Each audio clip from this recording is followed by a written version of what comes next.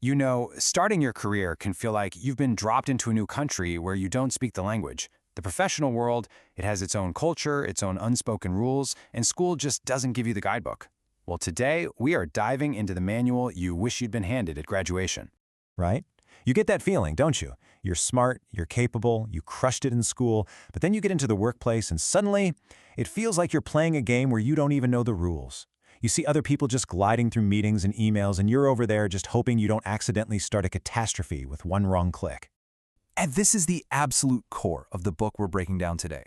And it's such a relief, right, to hear that this stuff isn't innate. Nobody is born knowing how to navigate an office, but it also puts the ball in your court. It's on you to learn the rules of the game, and mastering them, that is the biggest unlock for your entire career. So let's get into it. So we're jumping into Life Actually, Professional Skills for the Real World by Glenn S. Shubb. He literally calls it a translation guide, and honestly, that's the perfect description. It's all about turning those confusing, unspoken rules of the workplace into clear advice you can actually use. And the guy who wrote this, Glenn Shubb, that's Shubb like club, he really knows his stuff. We're talking over 3 decades in the trenches, in legal services and consulting.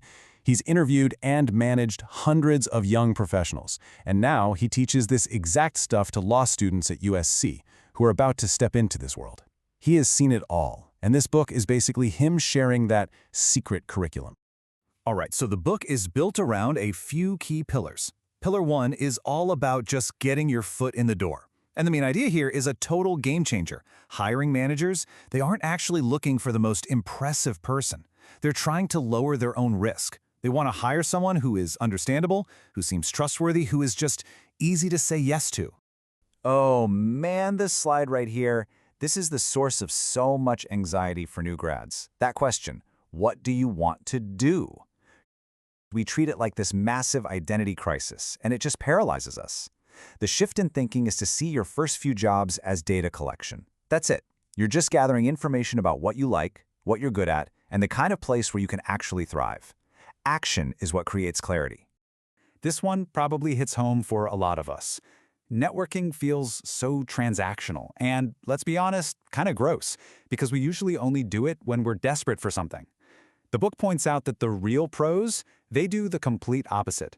They build their network when absolutely nothing is at stake. The whole vibe changes when you're just a curious person instead of an applicant who needs a favor. And here's the playbook for how to do it right. The informational interview. Just look at these steps. They're all about them, not you. You do your research, you reach out when there's zero pressure, you ask for their story, their insights, never for a job, and then you follow up. People are way more willing to share advice than they are to find you a job. Okay, so you did it. You landed the job. Awesome. But here's the thing. The game completely changes now. We're moving into Pillar 2, and it's all about the inside game. Because your reputation, it's being built in real time, with every single thing you do. This is maybe one of the most important mindset shifts you have to make. A professor's job is to help you learn. A manager's job is to get work done, through you. They've got their own pressures, their own deadlines, and they need people who make their life easier, not harder. And that leads right into this. In school, you got points for trying. You showed your work, and the effort counted. But at work, effort is invisible. All that matters is the outcome. The real question your boss is always asking, whether they say it out loud or not, is this. If I give this task to this person, is my day about to get calmer or way more stressful? Your job is to be the person who makes their day calmer. So how are they keeping track? It's on what the book calls the quiet scorecard. It's not about one huge presentation. It's the sum of 1,000 tiny signals you send every day. Are your emails clear? Do you just acknowledge a request so people know you got it? Do you do what you say you're going to do? That scorecard, that becomes your real reputation. And it's what decides if you get more trust and more interesting work. I absolutely love this line. So many of us are scared to ask questions at the beginning because we think it makes us look dumb. But the book makes it so clear. Asking clarifying questions before you start is a sign of a professional. Trying to explain what went wrong after the fact, that just sounds like you're trying to get out of trouble. All right, our final pillar is all about playing the long game. It's about sustainability. It's about building a career that can actually last, that can grow with you, without you completely burning out. A massive part of this is getting the difference between being busy and being effective. Our days get hijacked by urgent things, the pings, the emails, the small fires.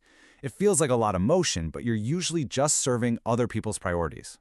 The real secret is protecting time for the important work, the stuff that actually moves your goals forward, the stuff that feels like real progress. So how do you do that? Well, let's just kill a myth right now. The book completely debunks the idea of multitasking. Trying to do 5 things at once just means you do all 5 of them badly. Real professionals, they sequence. They pick one thing, they give it their full attention for a set block of time, and then they move on. It's about being intentional, not just reactive. This is so critical for your long-term growth. You might not have a big title, but you can still have influence. But here's the thing. It doesn't come from making one brilliant argument in a meeting. It comes from credibility, which is built up slowly over time by having a consistent track record. When people already see you as reliable and prepared, they start listening to your ideas before you even have to sell them. So when you put all of these pieces together, what do you get? You basically get the career cheat code. It's that secret curriculum, that memo everyone else seemed to get, finally written down for you. And here's what it boils down to. First, being good at your job isn't enough. Your useful work has to be seen. Second, relationships are the real currency of the workplace. Trust is everything. Third, you never stop learning. Being adaptable is your only true job security. And finally, and this might be the most important one, integrity and decency matter. Seriously, just being a good, reliable, respectful human is a massive career accelerator. Like, we've only just scratched the surface today, hitting the main pillars. But the book, Life Actually, goes so much deeper on everything, from how to write a proper email to navigating office politics. If you're starting your career, I'm telling you, this is the practical, no-fluff guide you need to not just get by, but to actually get ahead. I really recommend you pick up a copy. So I'll just leave you with this final thought from the book. Your career, it's not something that just happens to you. It's being built brick by brick with every single email you send, every deadline you meet, every conversation you have. The only question is, are you building it on purpose?